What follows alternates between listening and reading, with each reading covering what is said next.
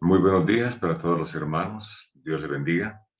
En este momento estamos empezando en el Grupo Entendidos en los Tiempos una temática muy especial que eh, hace tiempo deberíamos estar nosotros como hijos de Dios compartiendo, estudiando, porque es supremamente interesante.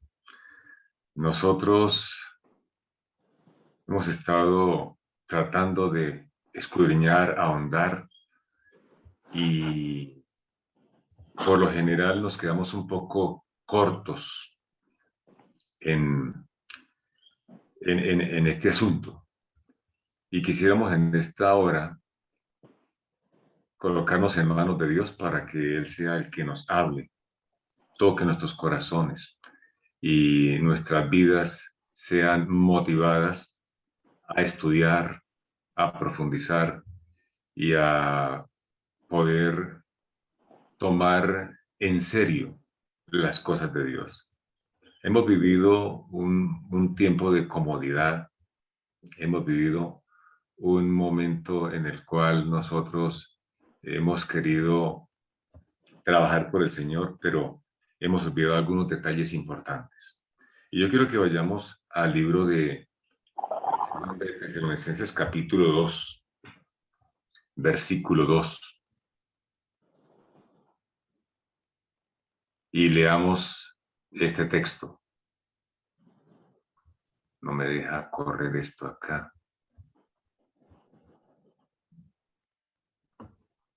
Ok. Dice, no os dejéis seducir de nadie. Estoy hablando, leyendo de la versión Félix Torres Amat. No os dejéis seducir de nadie en ninguna manera, porque no vendrá este día sin que primero haya acontecido la apostasía general, casi general de los fieles, dice, y aparecido el hombre del pecado, el hijo de perdición.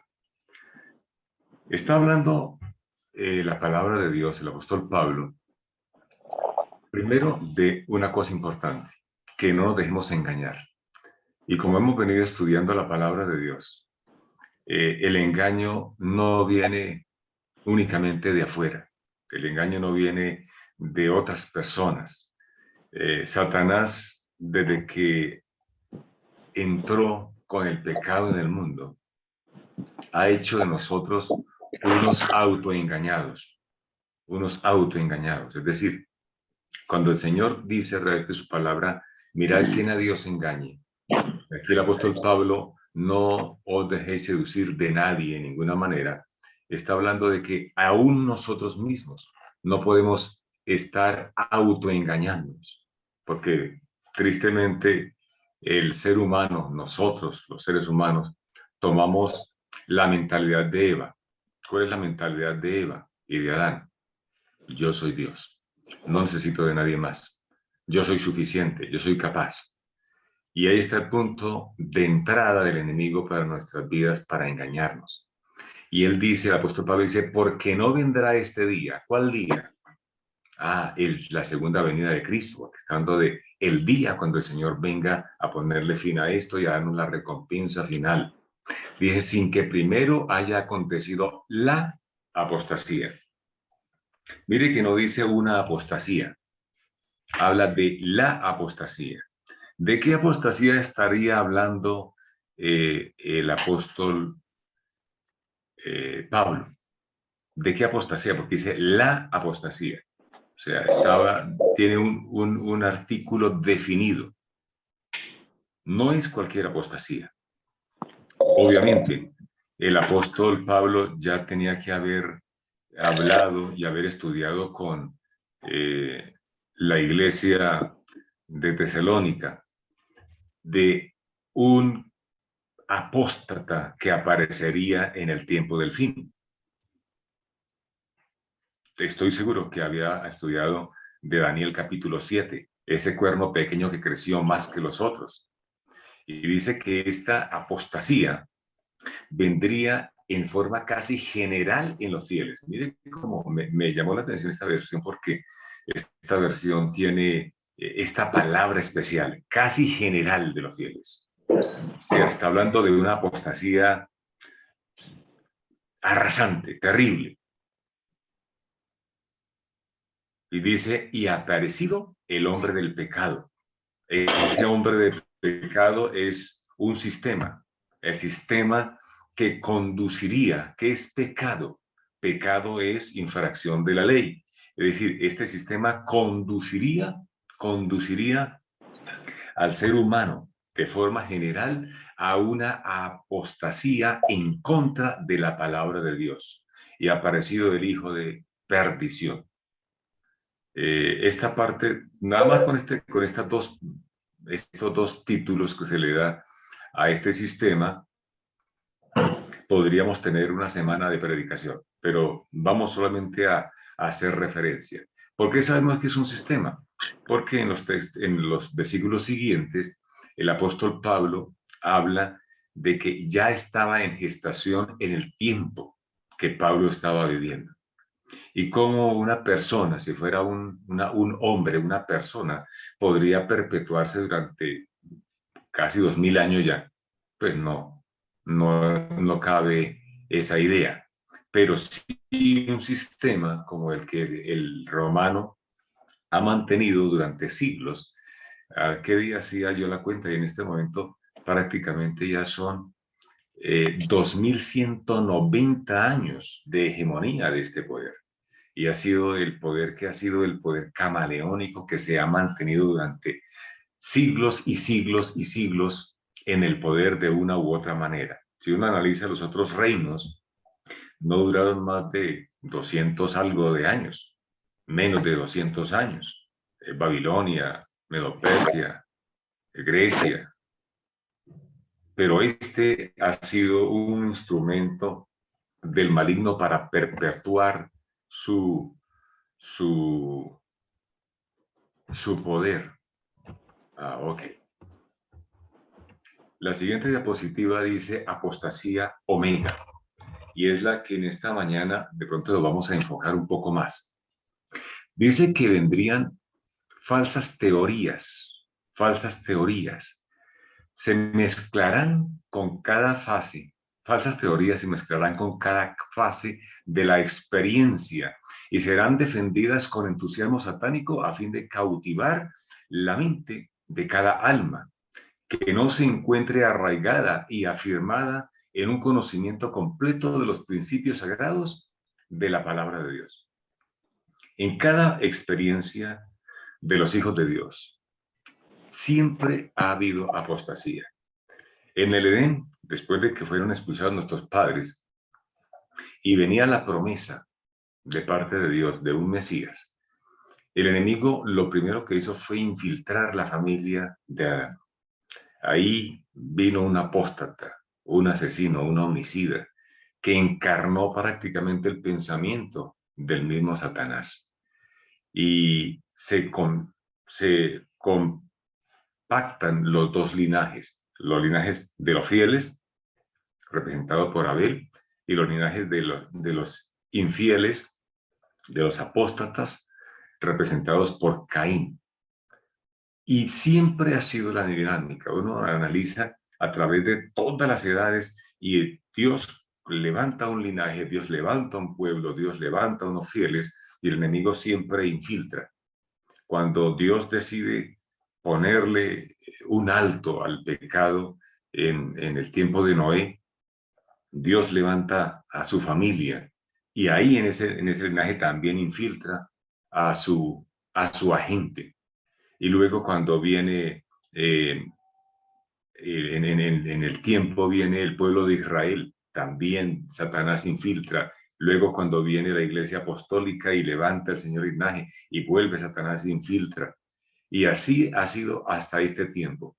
Pero esta apostasía, de la cual vamos a centrarnos más en esta temática, es la que tiene que ver con nosotros en el tiempo del fin. Permítame un segundo. Ok.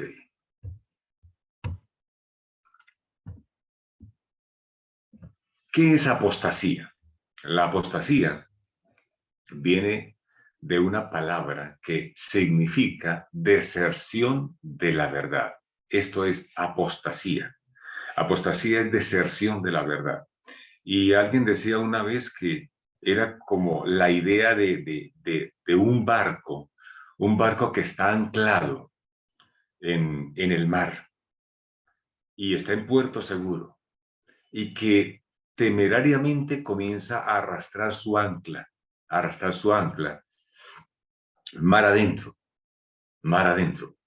Y temerariamente se aventura en aguas turbias, tenebrosas y profundas.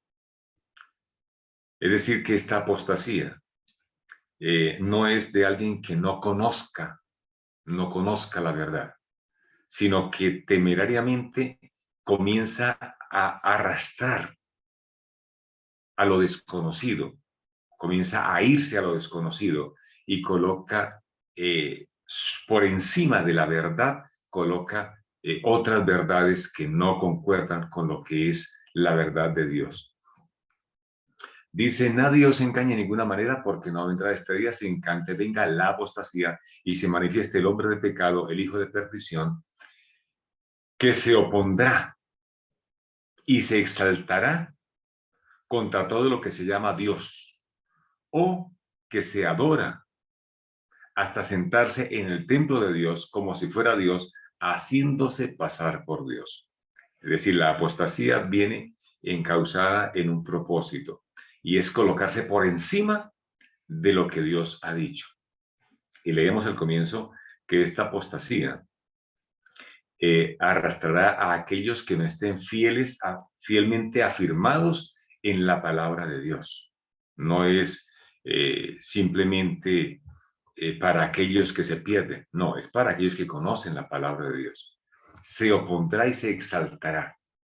Mire que cuando alguien comienza a hablar de algo que ha recibido de iluminación y el propósito es exaltarse a sí mismo, ya empezamos con algo que no viene de Dios. Se opone, va contra lo que es la adoración.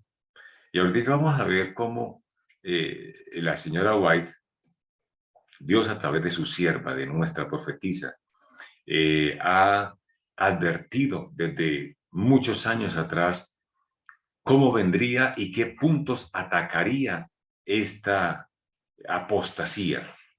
Es decir, que apostasía es predicar o enseñar una cosa y hacer o vivir algo diferente. Por lo general, la apostasía o el apóstata no es usado por la palabra de Dios. Usa la palabra de Dios para que los demás hagan lo que Él quiere que los demás hagan. Por eso el Señor en el tiempo de Israel, cuando nuestro Salvador vino para cumplir con la profecía y morir por nosotros, le advirtió a la gente, les dijo, mire, hagan lo que ellos dicen, pero no haga como ellos hacen, porque el pueblo, los dirigentes del pueblo, estaban en la apostasía mortífera para ese tiempo. Y entonces ellos decían lo que la palabra de Dios decía, pero no hacían como la palabra de Dios hacía. Es decir, predicaban, enseñaban una cosa, pero vivían muy diferente. Y hoy día no es diferente la apostasía. Casi siempre los apóstatas o la persona que entra en apostasía quiere que los demás hagan lo que ellos dicen, pero no hacen lo que ellos están diciendo. Que hay un reavivamiento, claro que sí, y queremos que los demás sean los que se reviven. Que hay una reforma, claro que sí, pero queremos que los demás se reformen, no nosotros mismos. Entonces, en un punto crucial para saber si yo puedo estar entrando en esa apostasía, porque tristemente, de buena fe, nosotros podemos creer que estamos en lo correcto, pero debemos hacer lo que el Señor dice, mirad por vosotros mismos, que nadie os engañe. O sea, nadie tiene que decirme a mí, si yo estoy afianzado en la palabra del Señor, si tengo una relación íntima con el Señor me va a mostrar los tips para saber si yo puedo estar cayendo de buena fe en ese punto donde estoy entrando en una apostasía, estoy haciendo lo que Dios no ha mandado que haga, estoy predicando algo que Dios no ha mandado que se predique para este tiempo.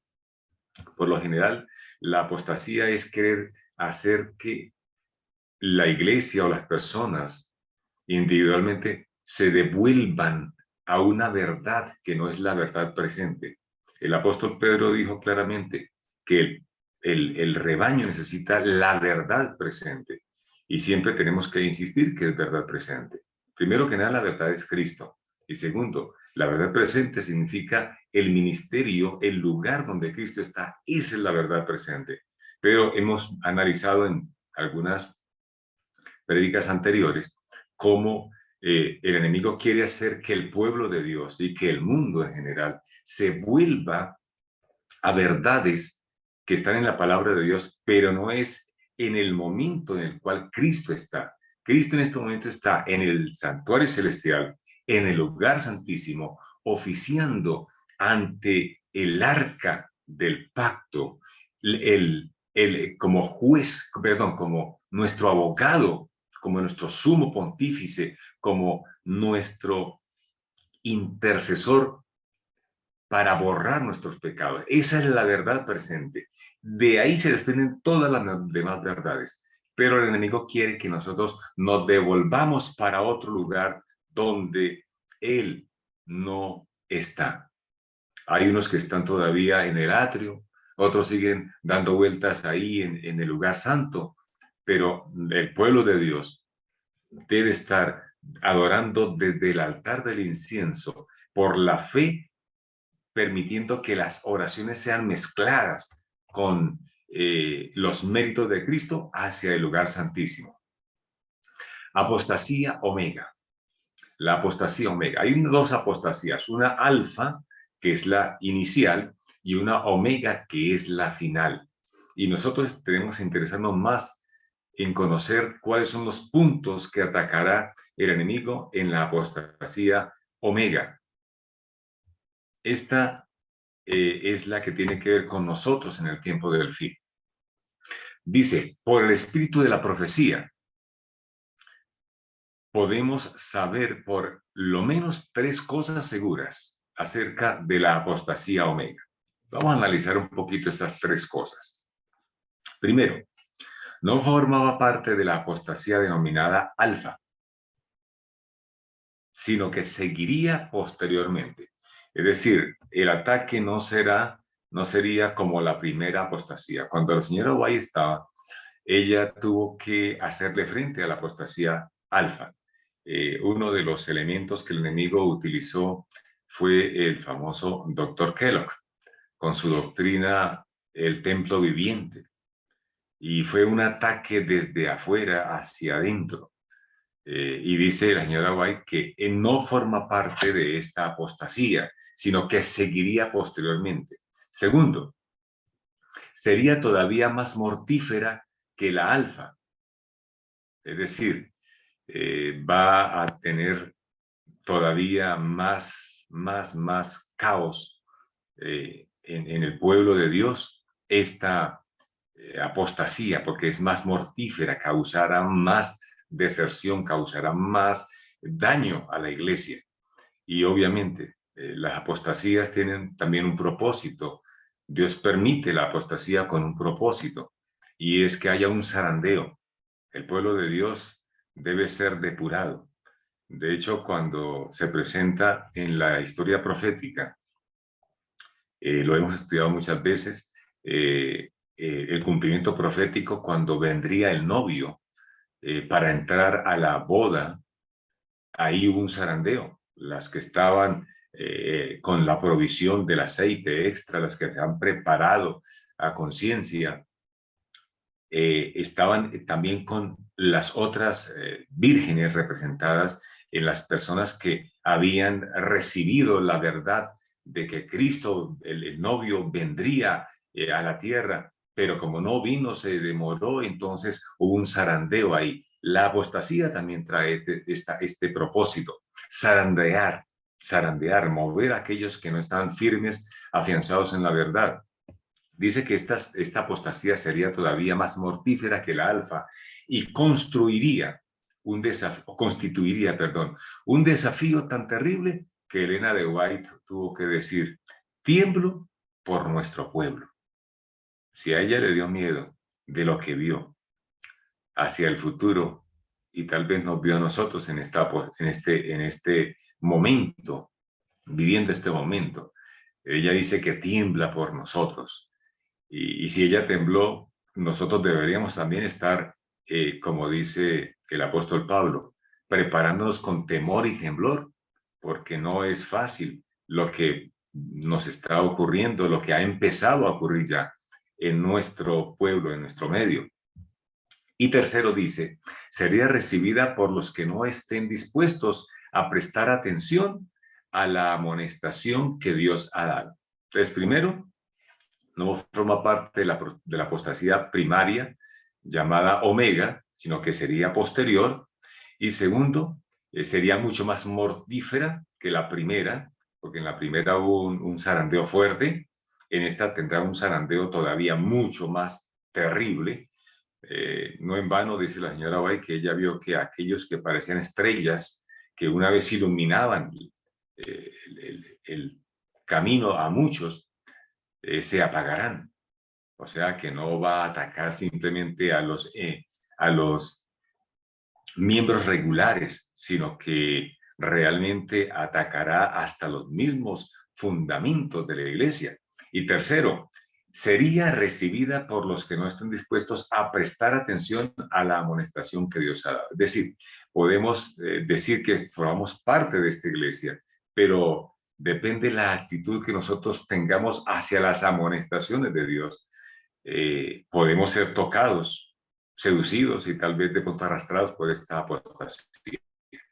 En otras palabras, los que eligen seguir el consejo de Dios únicamente cuando les conviene a sus intereses personales, al parecer serían los blancos más fáciles para ser inducidos por los engaños, por el engaño presentado por la apostasía Omega.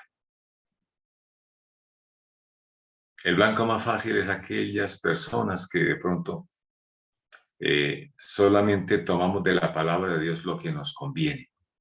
Y es algo de tener en cuenta y con mucho cuidado. Hay cosas que a veces no nos gustan. Hay veces que nosotros tendemos a ser selectivos, y entonces cuando me conviene algo, ay, sí, es todo lo que dice la palabra del Señor, el Espíritu de profecía, pero cuando no me siento cómodo, pues no es un consejo de parte de Dios. Y como consejo, pues yo lo puedo tomar o lo puedo sencillamente dejar o tenerlo como una opción. Y entonces nos convertimos en un fácil blanco para ser seducidos y arrastrados por la apostasía de este tiempo. De una cosa podemos estar casi seguros: la apostasía omega, o sea, la apostasía del tiempo del fin, o alfa, comienzo, fin es la omega, que es la que a nosotros nos atañe más en este momento entender. De una cosa podemos estar casi seguros: que la apostasía omega atacará las doctrinas básicas de la iglesia adventista del séptimo día. La apostasía no va a atacar a la gente de afuera. La apostasía va a atacar al pueblo de Dios, al pueblo que se prepara para ser el remanente final. Casi cada apostasía mayor ha incluido uniformemente 3 sectores de ataque. Y yo diría 4 sectores, que es lo que en este momento está siendo atacada las doctrinas de la iglesia adventista.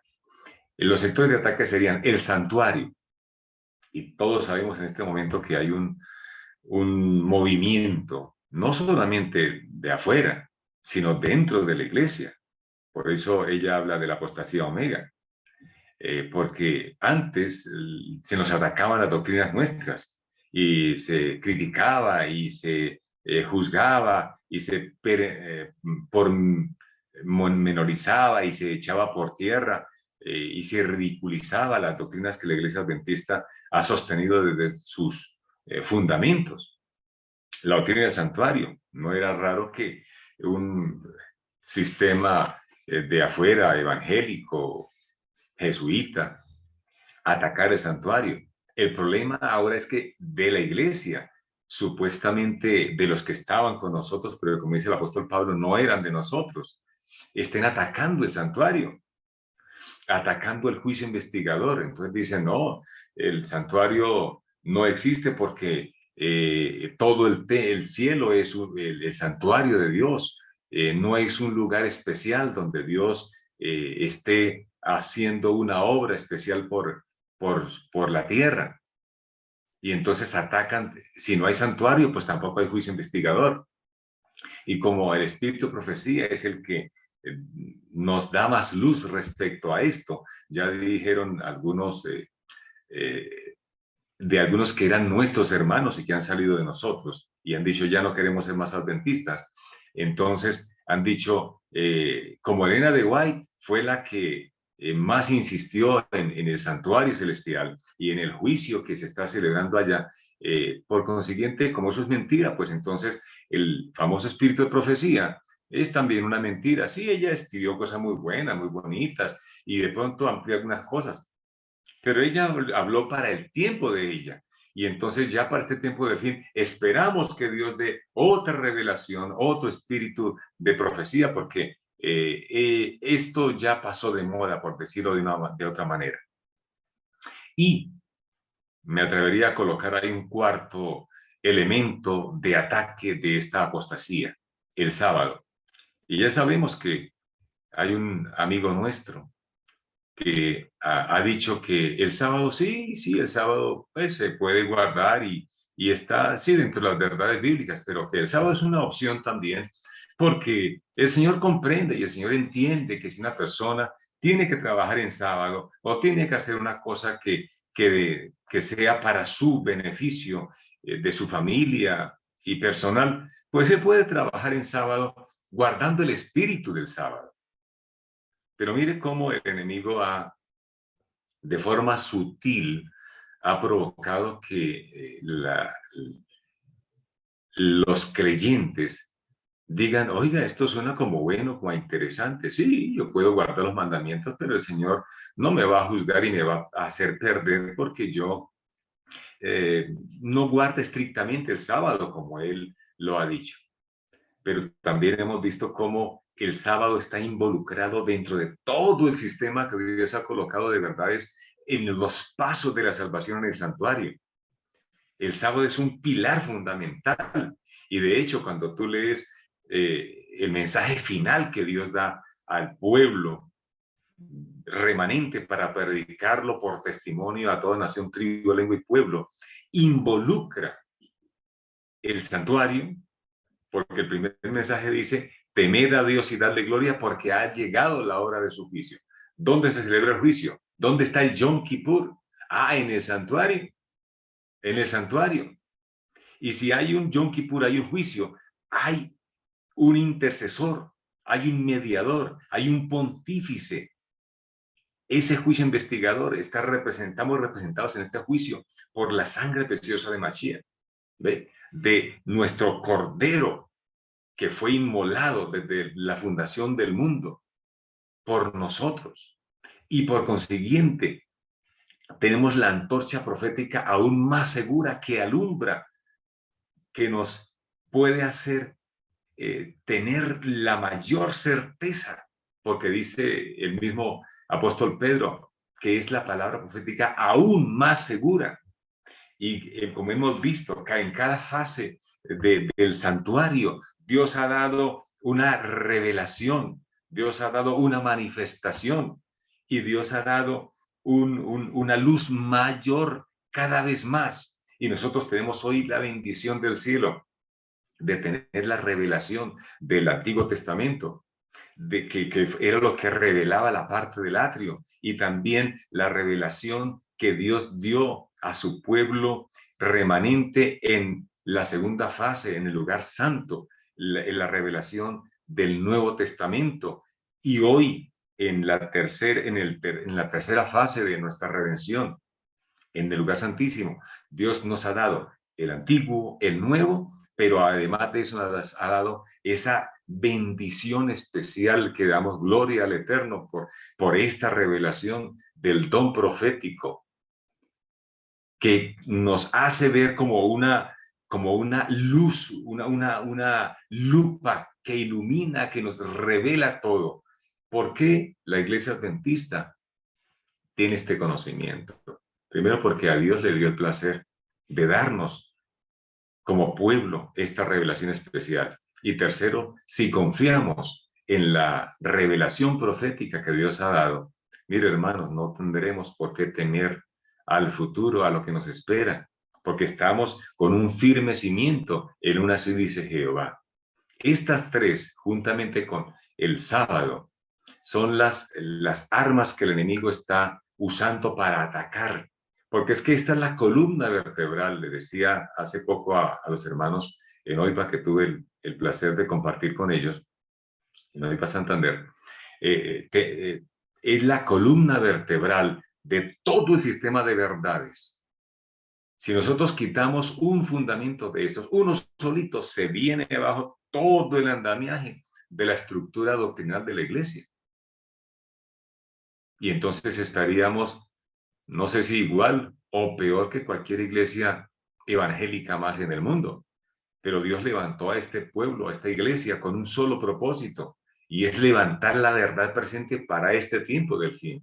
Y sin esta verdad, pues entonces no hay mensaje del primer ángel, ni hay mensaje del segundo ángel, y mucho menos del tercer ángel de Apocalipsis 14.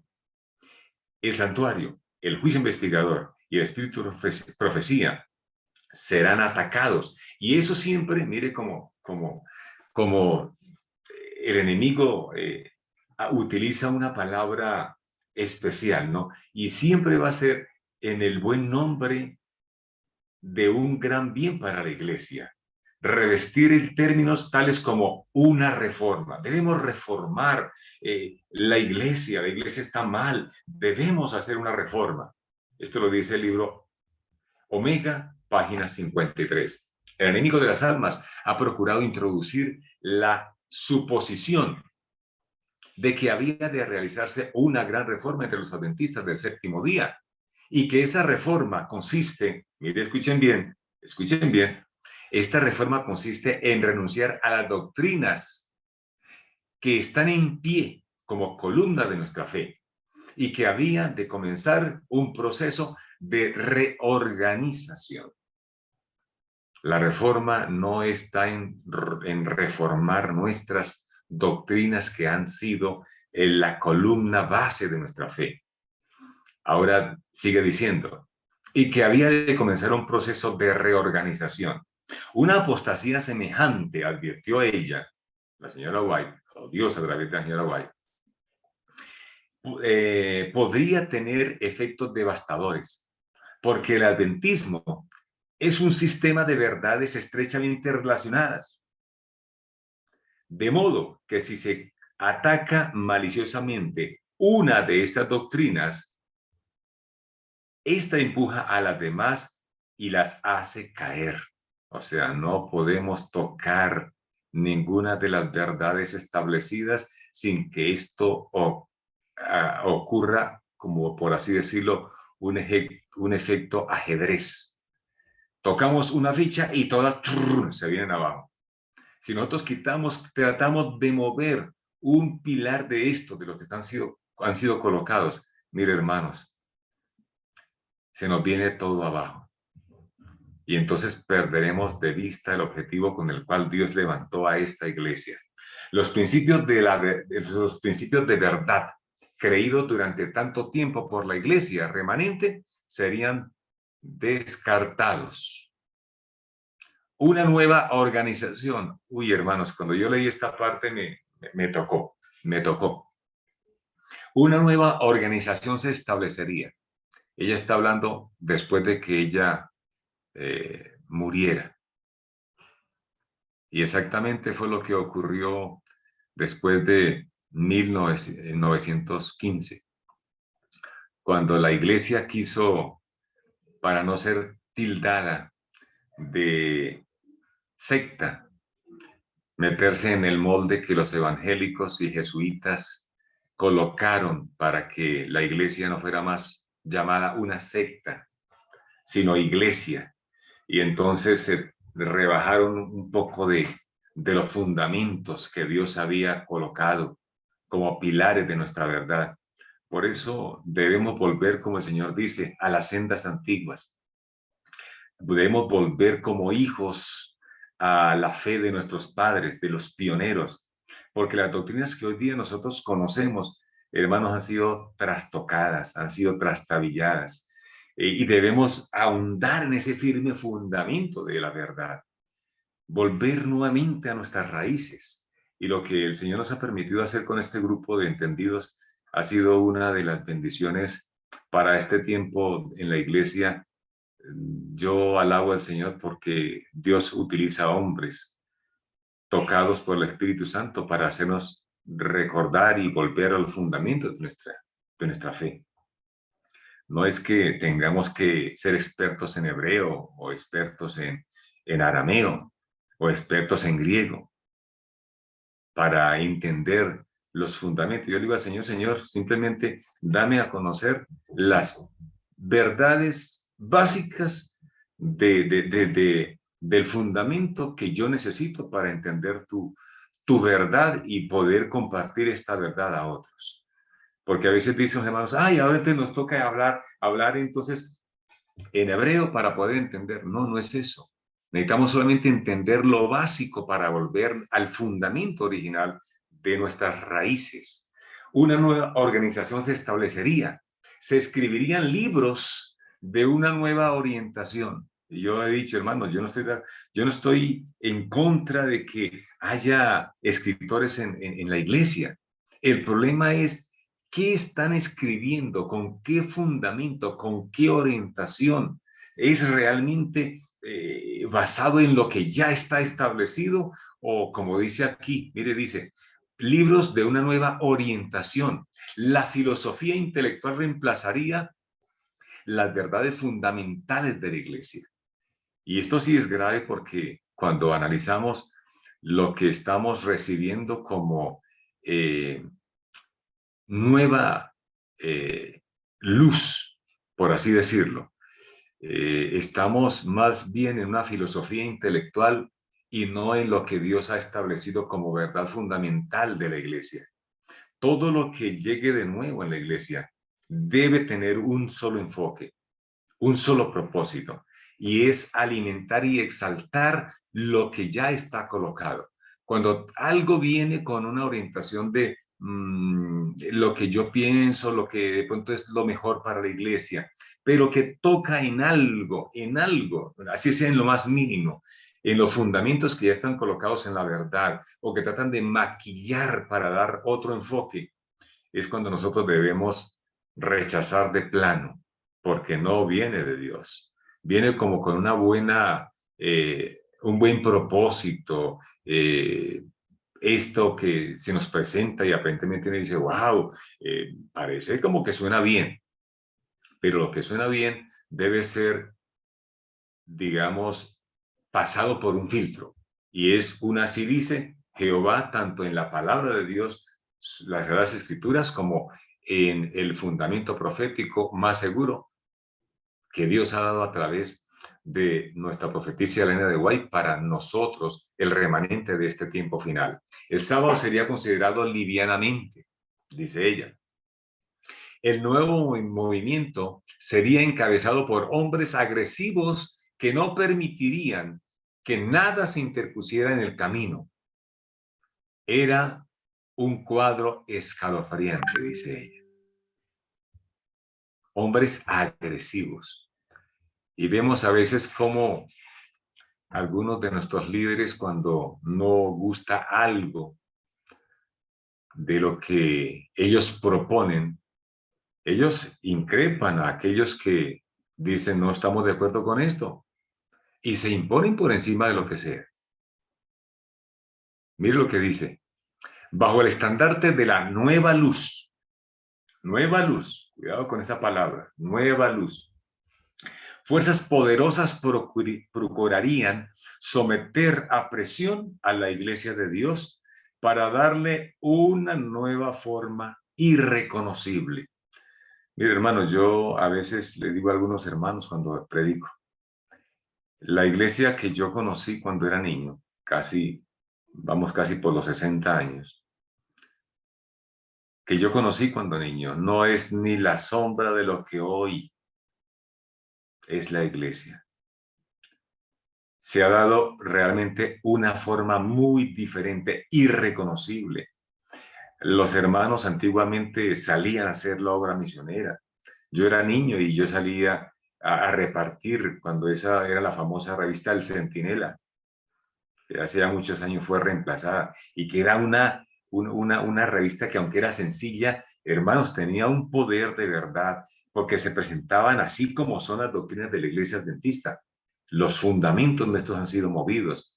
Y entonces, para hacer como que la doctrina de la Iglesia sea como más atrayente, hemos convertido nuestro evangelio en un evangelio light, en un evangelio muy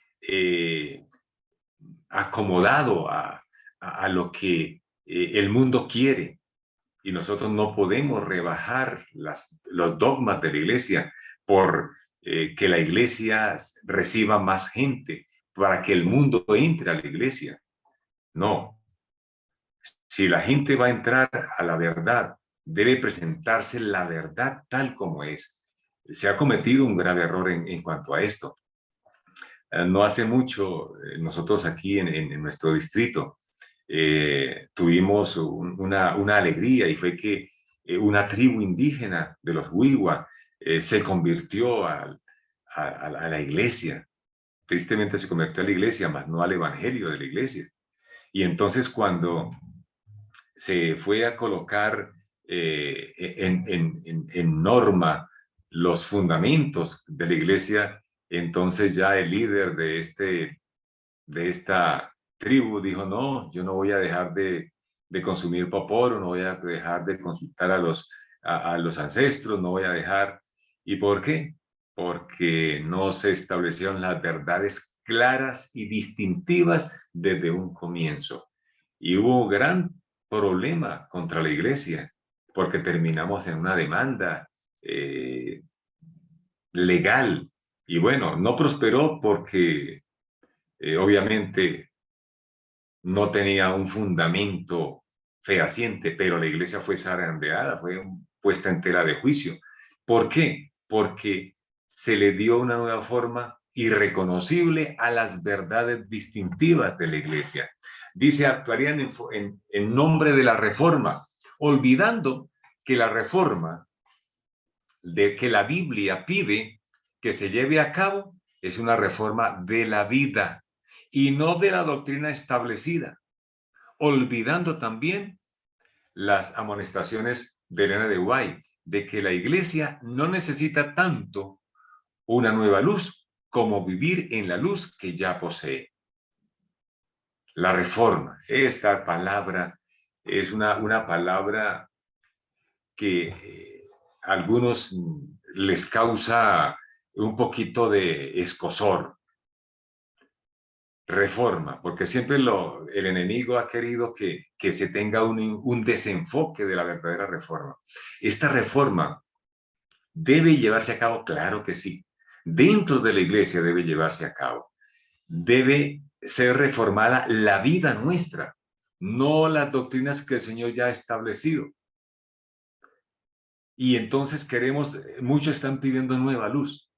Aquellos que están desertando de la iglesia, que están apostatando y están atacando a la doctrina de la iglesia, dicen: no, es que esperamos que el Señor cumpla lo que dice Joel capítulo 2, que vendrá un derramamiento del Espíritu Santo y habrá entonces un nuevo profeta, porque Elena de White no es profeta para nuestro tiempo, aseguran ellos, dicen ellos, pero vemos que la luz ya está establecida.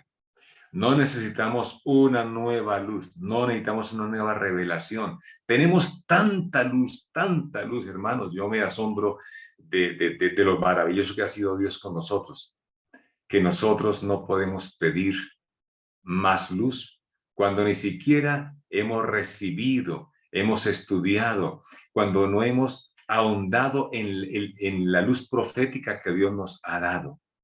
¿Cómo queremos más luz cuando ni siquiera conocemos la luz que tenemos? Yo a veces les pregunto a los hermanos, ¿cuántos libros del Espíritu de Profecía conoce, ha leído?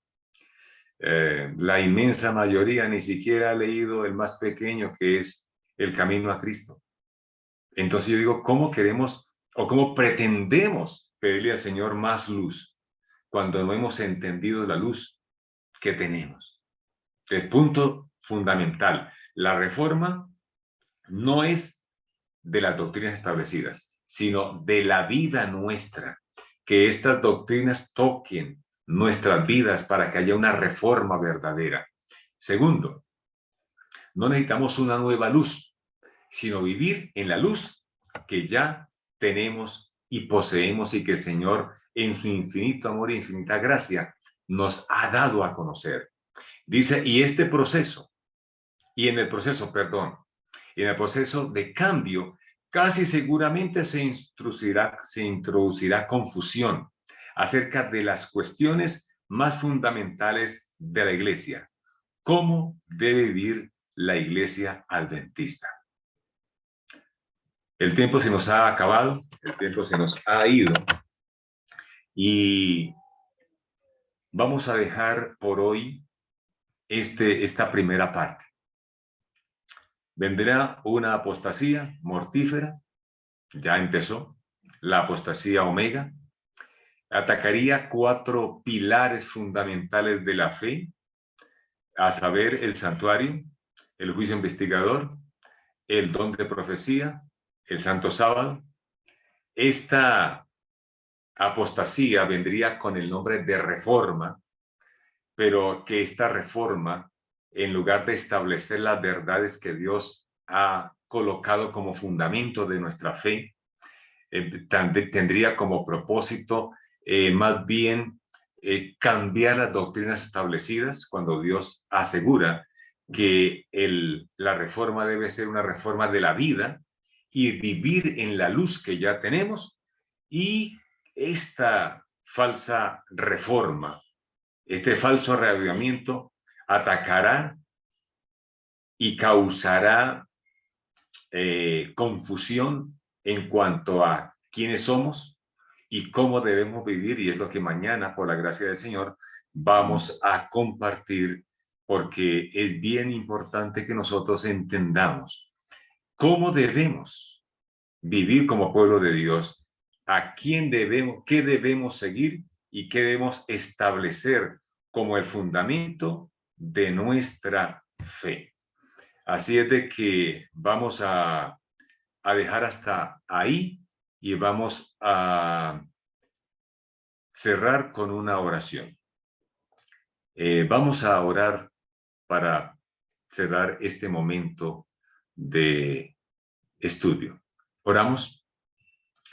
Padre Santo, gracias te damos, Señor, porque tú eres maravilloso con tu pueblo, porque tú has establecido un firme fundamento, una firme plataforma que es inamovible y que si permanecemos fieles en ella, entonces estaremos seguros. Nosotros hemos querido, Señor, por la gracia tuya, vivir para tu honra y para tu gloria, pero sabemos, Señor, que nos falta mucho. Queremos en esta hora decirte que anhelamos ser usados por tu palabra, anhelamos ser usados por tu Espíritu Santo. Anhelamos, Señor, que estas verdades sean hoy más que nunca el fundamento de nuestra fe, que sean introducidas por el poder de tu Espíritu Santo, para que seamos ese remanente fiel y verdadero, que por tu gracia, por el don de tu Espíritu Santo, iluminará la tierra, para prepararnos y preparar al mundo para el reino que tú establecerás eternamente y para siempre, aquel que no tendrá fin, aquel Señor al cual hemos sido llamados como iglesia a prepararnos para pertenecer y ser muy pronto levantados de este mundo a este reino eterno que Cristo, nuestro Salvador, nuestro Mesías, colocará. Señor, perdona nuestras equivocaciones. Guíanos, como lo has hecho con tu Espíritu Santo, a la verdad. En el santo y glorioso nombre de Cristo Jesús, lo pedimos y lo agradecemos en este día. Amén.